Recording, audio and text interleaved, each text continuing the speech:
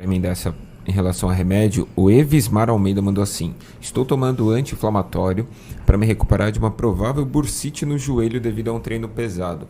Posso continuar os treinos dos outros músculos ou espero terminar o uso do anti-inflamatório? Então, uma provável bursite no joelho, você não tem o diagnóstico correto e você está tomando anti-inflamatório, eu acho um risco grande, até porque você sabe que quando você tem uma lesão e você usa um anti-inflamatório, você atrasa a cicatrização dessa lesão. Então, em muitas situações, a gente prefere meios físicos de analgesia. Acabamos de falar da fisioterapia. Então, tem paciente que eu prefiro mandar para o fisioterapeuta do que prescrever um anti-inflamatório, porque eu sei que na mão do fisioterapeuta ele vai fazer a liberação da tensão daquele tecido, ele vai fazer uma melhora na vascularização, ele vai ter meios físicos de analgesia, se necessário ele vai manipular aquele tecido. Então, é uma coisa mais complexa, mas, por exemplo, é o que eu faria no meu joelho. E eu não quero para você o que eu não fosse fazer para mim. Então, é interessante isso, Muzi. Legal. Sabe por quê? É.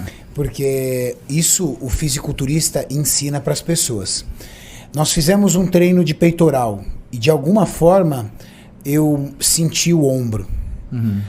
Qual é a prática normal de uma pessoa? Anti-inflamatório. Exatamente. Anti-inflamatório. O atleta esquece. Anti-inflamatório é a última opção do atleta. A última. É quando ele não aguenta mais. Para onde ele vai? Ele vai pro fisioterapeuta. É a minha primeira opção, cara. Aí o fisioterapeuta vai lá, solta, não fica bom. Melhora. Isso. Aí ele fala pra você, ó, pode treinar, mas com restrições. Aí você busca outros mecanismos de ativação. Aí na outra semana você volta. Ele melhora mais um pouco.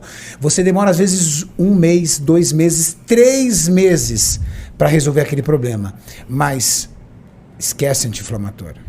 E outra, o problema é a tendência é que ele não volte, né? Vamos falar do mundo ideal. No mundo ideal, o sujeito está lá treinando e ele faz, por exemplo, uma lesão da cabeça longa do bíceps, uma lesão inflamatória. Ele faz uma inflamação da cabeça longa do bíceps. Vai lá no ortopedista, ele faz os exames, ultrassom, ressonância, percebe que não tem uma lesão anatômica, que é uma lesão inflamatória pura. O ortopedista, ele indica fisioterapia. Né? Aí o sujeito ele já joga fora o papel e fala, deixa, vou tomar um anti-inflamatório e dane-se. Né? Então, no mundo ideal, você vai no fisioterapeuta, o fisioterapeuta faz o quê? Meios físicos de analgesia, começa a trabalhar para liberar o excesso de tensão naquele tecido, porque muitas vezes aquele tecido ele entra em hipersolicitação por causa da inflamação, coordena uma série de sessões de fisioterapia, onde ele vai pegar e também tratar do que é a possibilidade motora daquele segmento. E aí ele vai chamar o treinador, você pode trabalhar a extensão ou flexão do ombro entre os ângulos tais e tais. Você pode ativar os músculos tais e tais. E você deve evitar os ângulos tais e tais e os músculos tais e tais. E aí o treinador ele vai desenvolver um treino que trabalhe naquela angulação para fazer aquela ativação e evitar aquela lesão. Então isso é um mundo ideal. A gente sabe que isso não é uma coisa que está ao alcance de todas as pessoas. Agora também, Renato, não dá para você aceitar, estou tomando um anti-inflamatório porque eu estou com dor, né? E eu queria saber se dá para fazer isso, se dá para fazer aquilo. Cara, você tem que saber o diagnóstico que você tem. Né? É uma bursite ou não é uma bursite? Porque se for uma lesão muscular, o anti-inflamatório, ele piora a cicatrização de lesão muscular. E não precisa nem ser corticoide, Júlio. O anti-inflamatório comum, ele atrasa o processo de cicatrização. O tipo, você pode usar Diclofenaco Diclofenaco ou naproxeno, por exemplo? Pra você ter uma ideia... Diclofenaco é um dos piores, né, moço? A gente não usa anti-inflamatório nos primeiros 48 horas de lesão, porque senão você atrasa muito a velocidade de recuperação. Qual que é a diferença de diclofenaco para naproxeno? Né? A base de todos os anti-inflamatórios é a inibição de uma enzima que chama ciclooxigenase. Ciclooxigenase, ela participa de um negócio que chama metabolismo do ácido araquidônico, né? Que é o que faz você ter a produção de substâncias inflamatórias que vão fazer a gente ter dor, calor, rubor, turgor e perda de função. É isso que é inflamação, tá? Só que quando você desativa esse mecanismo, você desativa junto à velocidade de recuperação.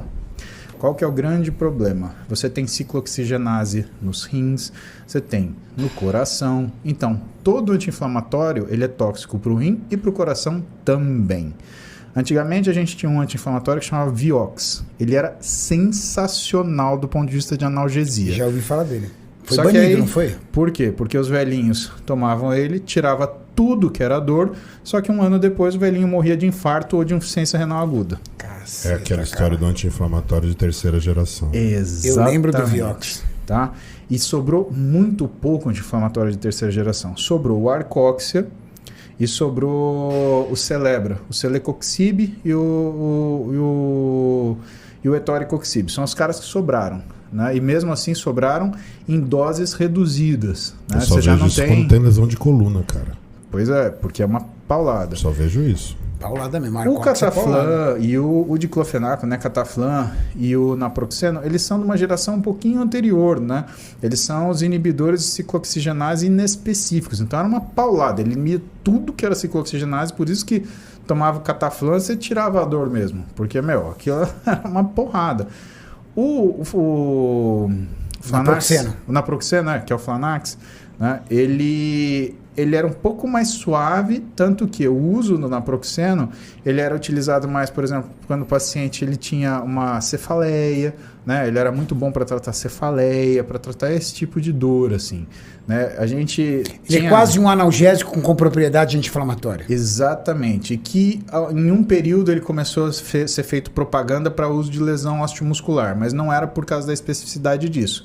É porque do ponto de vista de epidemiologia, o pessoal se machucava mais do que tinha dor de cabeça. E os caras queriam vender anti-inflamatório, né? Então, vamos tomar para qualquer pancada, né? E não é bem assim.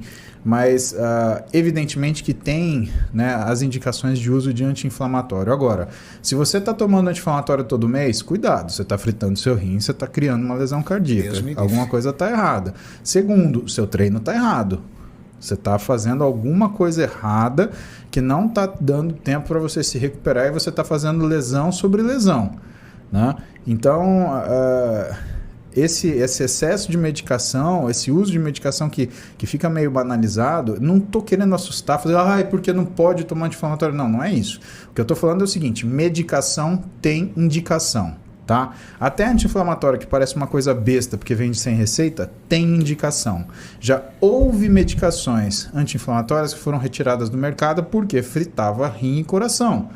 E as que sobraram não fazem isso? Fazem também, só que em menor monta. Então o que a gente faz? A gente usa em situações específicas e em períodos específicos. Mesmo quando tem lesão e tem indicação de usar, a gente não usa até os primeiros 48 horas completas de lesão para não atrasar a cicatrização. Então, por exemplo, quando eu lesionei o peitoral, eu fiquei sem analgésico nos primeiros 48 horas, por quê? Porque senão ia piorar a recuperação. Em menos de uma semana eu fiz um PRP para ajudar a cicatrização, beleza, 2-3 semanas depois eu estava voltando a treinar. Tranquilo, sem problema, sem dor de cabeça. Né? Agora, quando você tem essa recorrência de dor no joelho, cara, vai fazer esse diagnóstico direito, por quê? Pode ser que você esteja escondendo uma lesão bem grande, que está aí latente, que vai te dar trabalho e que o anti-inflamatório está mascarando esse negócio.